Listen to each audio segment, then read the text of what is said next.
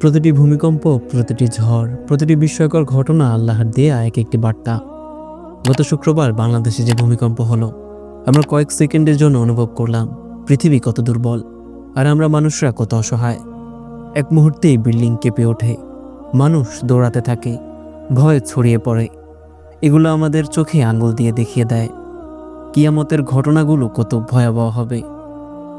আজ আমরা শুনব কিয়ামতের আগে বিশ্বের 3টি বিশাল ভূমিকম্প। কেন এই ভূমিকম্পগুলো আসবে, দাজ্জালের আগমনের সাথে সম্পর্ক, এবং কেন মদিনা শরীফ পৃথিবীর সবচেয়ে নিরাপদ স্থান। সাবস্ক্রাইব করুন সিরাতুন নূর।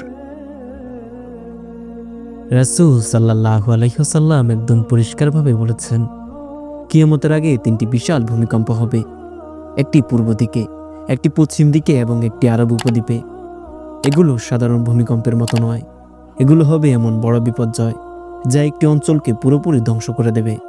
মানুষ ঘর থেকে বের হওয়ার সময় পাবে না, পৃথিবী ফেটে যাবে, শহর ধসে যাবে, মানুষ বুঝে যাবে এটাই সে ভূমিকম্প যা কিয়ামতের আগে আসবে। হাদিসে সরাসরি বলা হয়নি কোন দেশ বা কোন শহর, কিন্তু আলেমরা ধারণা করেন এই 3টি ভূমিকম্প পৃথিবীর শক্তিশালী ভূমিকম্পগুলোর চেয়েও ভয়াবহ হবে। কেউ কেউ বলেছেন পূর্ব দিক মানে এশিয়া অঞ্চল, পশ্চিম দিক মানে ইউরোপ বা আমেরিকান অঞ্চল, কিন্তু কোথায় হবে তা আল্লাহই ভালো জানেন।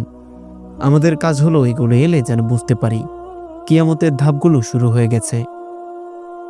আল্লাহ তাআলা কুরআনে ইরশাদ করেন, মানুষ যখন পৃথিবীতে ফিতনা ফাসাদ ছড়ায় তখন আল্লাহ ভয়, ক্ষুধা, বিপর্যয় ও পরীক্ষার মাধ্যমে সতর্ক করেন।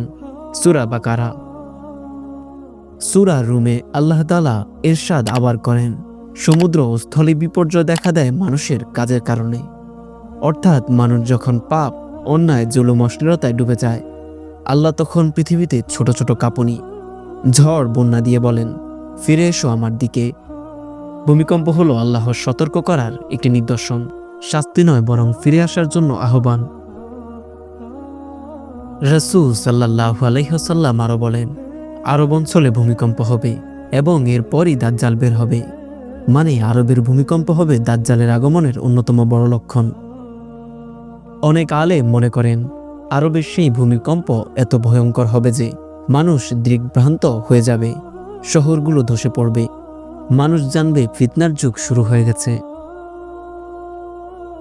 মদিনা আল্লাহর বিশেষ নিরাপত্তায় থাকে। রাসূল সাল্লাল্লাহু আলাইহি ওয়াসাল্লাম বলেন, দাজ্জাল মদিনায় ঢুকতে পারবে না, মদিনার প্রবেশদ্বারে 2জন ফেরেশতা পাহারা দেবেন। অন্য এক হাদিসে রাসূল সাল্লাল্লাহু আলাইহি ওয়াসাল্লাম ইরশাদ করেন, মদিনা দাজ্জালের ফিতনা থেকে নিরাপদ। অর্থাৎ যেহেতু দাজ্জালের ফিতনা বাহিরে থেকে আসবে, যেহেতু মদিনায় আল্লাহর ফেরেশতা পাহারা দেবেন, তাই আলেমরা বলেন মদিনায় বড় বড় ভূমিকম্প হবে না। মদিনা হলো শান্তির শহর, এ শহর কখনো ধ্বংসাত্মক বিপর্যয় ক্ষতিগ্রস্ত হবে না। এটা রাসূল সাল্লাল্লাহু আলাইহি ওয়াসাল্লামের হাদিস দ্বারা নিশ্চিত। কুরআনে আল্লাহ তাআলা বলেন, সেদিন পৃথিবী তার সব খবর বলবে। সূরা হজে আল্লাহ তাআলা আরো বলেন, মানুষ মাতালের মতো হয়ে যাবে, কিন্তু তারা মাতাল নয়, বরং আল্লাহর শাস্তি অত্যন্ত কঠিন। বড় ভূমিকম্পগুলো হলো কিয়ামতের আগমনের আরেকটি ধাপ। আর শেষ ভূমিকম্প হবে সত্যিকারের ধ্বংস, যখন পৃথিবী সমতল হয়ে যাবে, পর্বত উড়ে যাবে তুলোর মতো। প্রিয় দর্শক, আমরা মনে করেছিলাম প্রযুক্তি, বড় বড় বিল্ডিং, অট্টালিকা, উন্নত দেশ এগুলো আমাদের বাঁচাতে পারবে, কিন্তু মাত্র কয়েক সেকেন্ডের কাঁপুনিতে সবকিছু হারিয়ে যায়। এটাই পৃথিবী, স্থায়ী নয়, বিশ্বস্ত নয়। সূরা জুমারে আল্লাহ তাআলা ইরশাদ করেন, তোমরা আমার দিকে ফিরে এসো।